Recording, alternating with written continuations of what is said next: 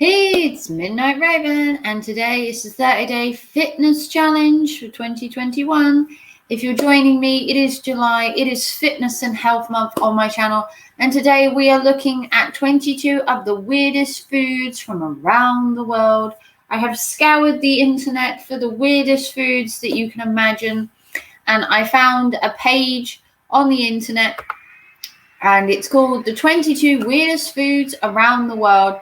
Now, the one thing that caught my eye was this head on the plate. You probably can't see it, but there you go. It looks like a sheep's head. I'm not sure, but it looks weird. We're going to take a look at these 22 weirdest foods around the world for my health and fitness month. I have been doing videos about diet, and this sprung to mind about what the weirdest foods are that you could possibly eat. So today we're going to look at the weirdest foods around the world. Comment down below, have you tried any of these? Would you like to try any of these? And let's get into the video. So I'm going to put you to full screen and we're going to see what these weird foods are. So let's get started. So going down, the first food is from Greenland, and this is called a Kiev. I want to say it's Kiev. Right, that's right, in Auckland. These cuddly looking little orc birds are killed by the hundreds and stuffed into a dead seal. Then sealed to be completely airtight and covered in oil to repel flies and maggots, and then fermented for 3 months.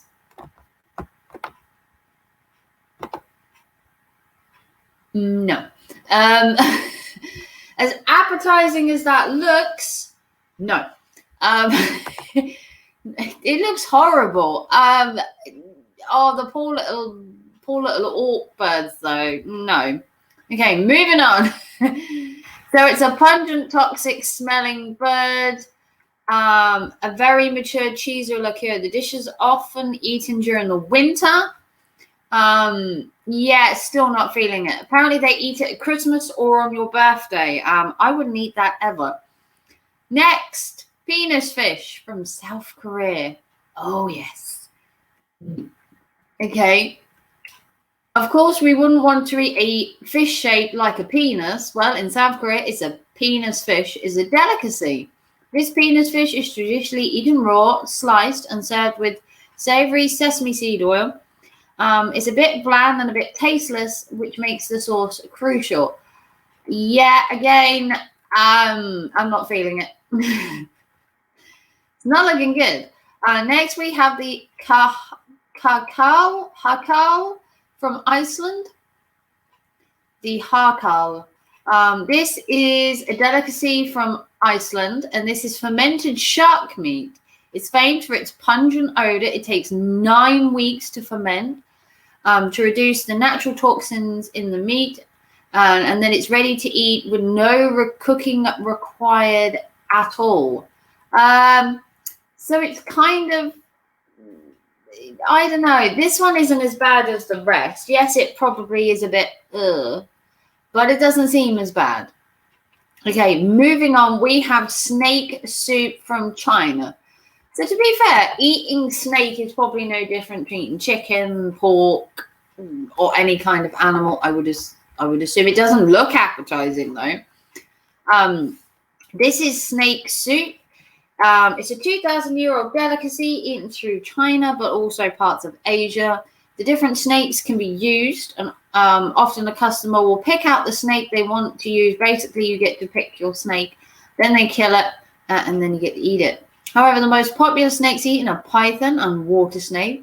It's cooked over a period of 6 hours and is considered to be healthy and full of medicinal benefits. So, Chinese medicine.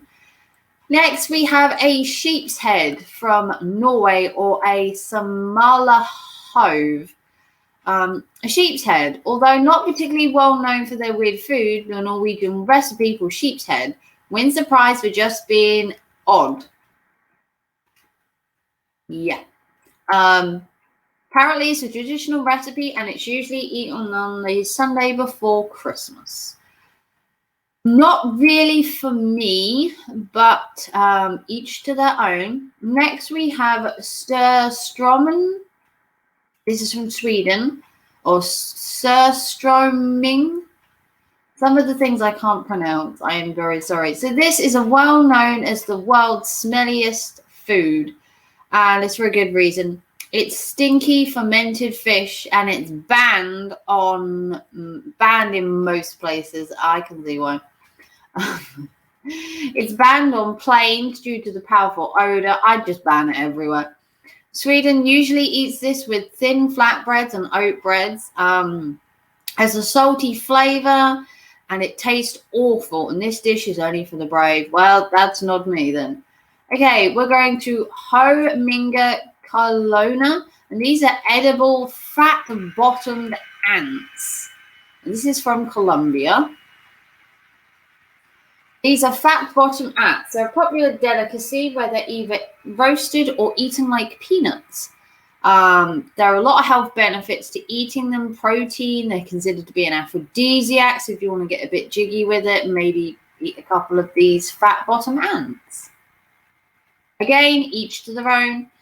Okay, bird nest soup. Oh, now we're getting to the horrible ones. Okay, bird nest soup. If you don't know what this is a delicacy in China. It's terrible, but it does have really good health benefits. It tackles Alzheimer's, repairs skin, increases immune system.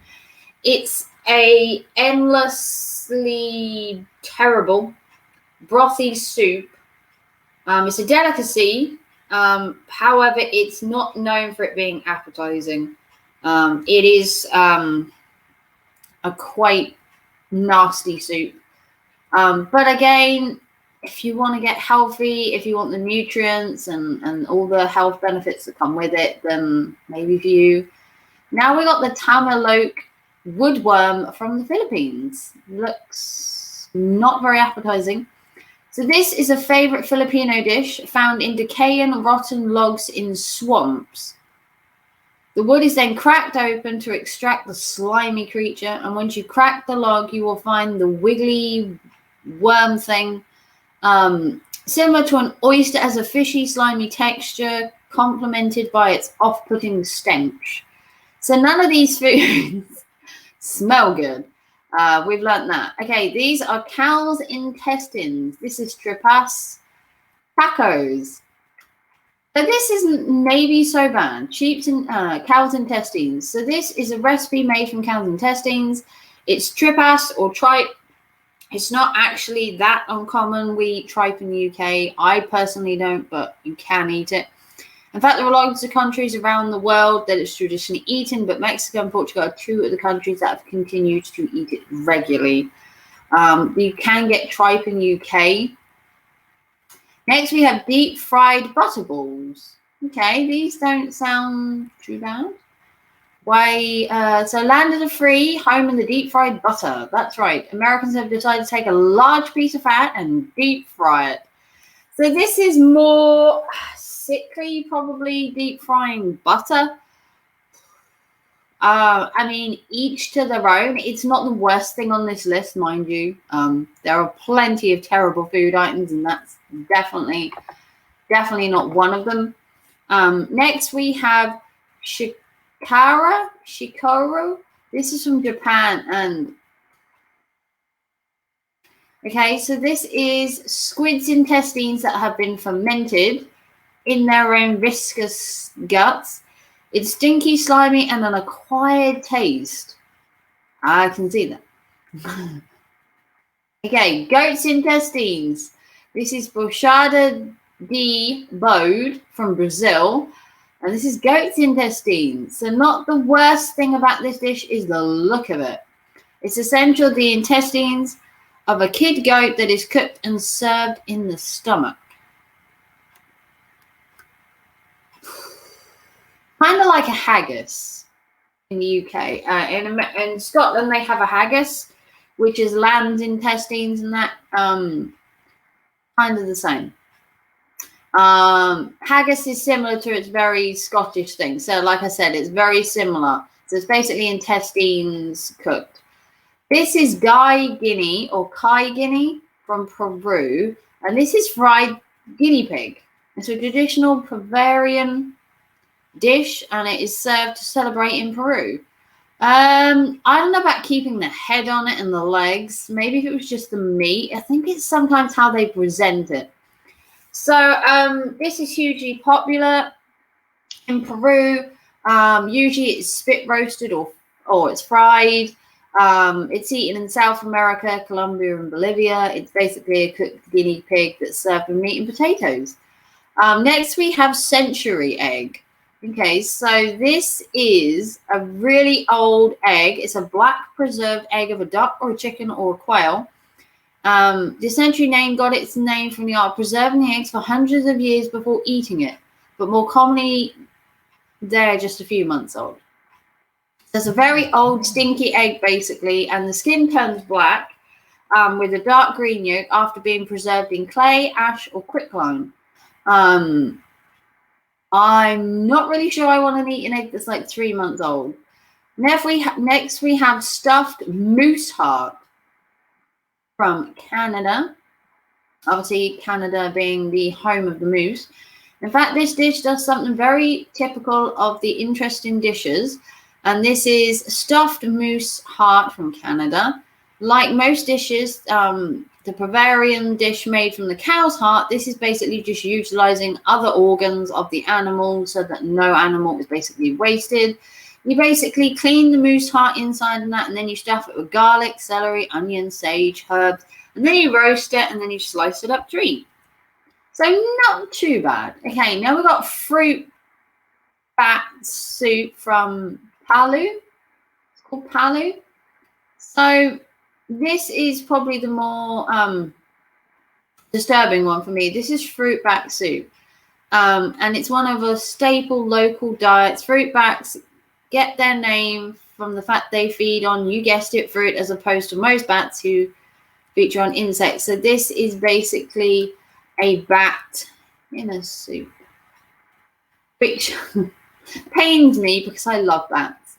But it's a great source of protein. Who knew?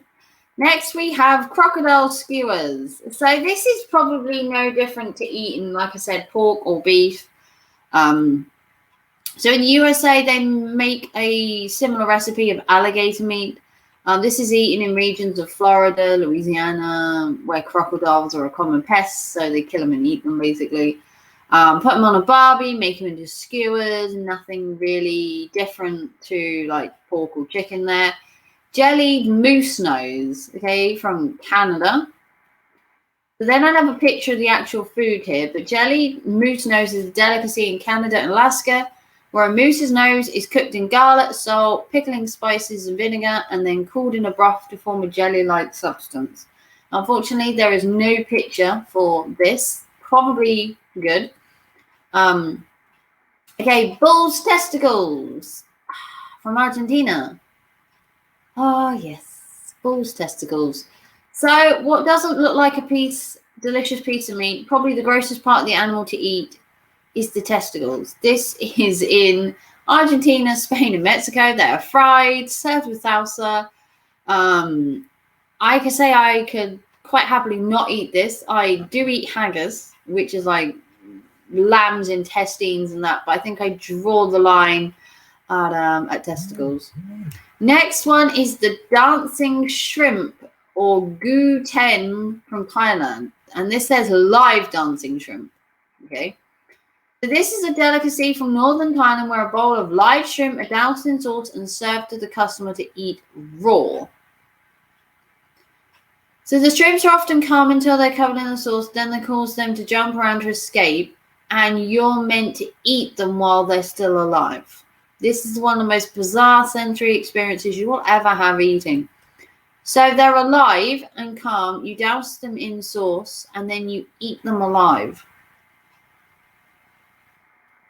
See, that's the only one that disturbs me, because the rest that we've been watching have been dead, and that was the only one so far where a live animal's been eaten. And the last one is muktuk, which is from Greenland and Canada. Doesn't look overly appetizing, mind you.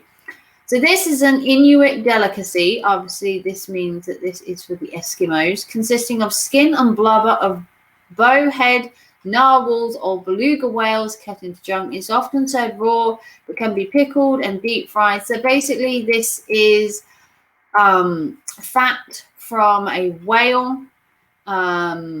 Not gonna lie that I do love whales, and pickling them and serving them with soy sauce isn't exactly my particular food I would go for.